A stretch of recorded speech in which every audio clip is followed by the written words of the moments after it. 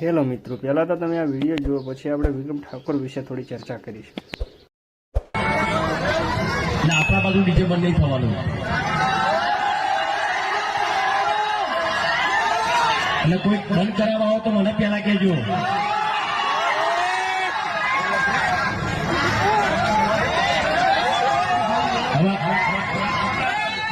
ડીજેમાં કદી ગાતો નથી, પણ આજે એટલા માટે ગાવું છે, ડીજેના સમર્થન માટે મારે ગાવું છે.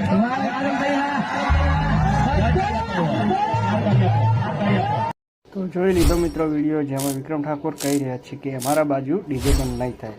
તો મારું કહેવું તો એમ જ છે કે જે સમાજે નિર્ણય કર્યો હતો કે ડીજે સમાજમાં બંધ કરો, તે ખૂબ જ સારો નિયમ હતો અને તે બંધારણ બાંધ્યું હતું, તે ખૂબ જ સારું બાંધ્યું હતું કે આપણો સમાજ આગળ આવે અને ખોટા ખર્ચોથી બચે. તો હવે આપણા ગુજરાતના સુપરસ્ટાર એવા વિક્રમ ઠાકોર પણ કહી રહ્યા છે કે ડીજે બંધ નહીં થાય. તો તેમને મારું એટલું જ કહેવું છે કે ભાઈ, સમાજની સાથે રહો અને સમાજ જેમ કરે છે તેમ કરો.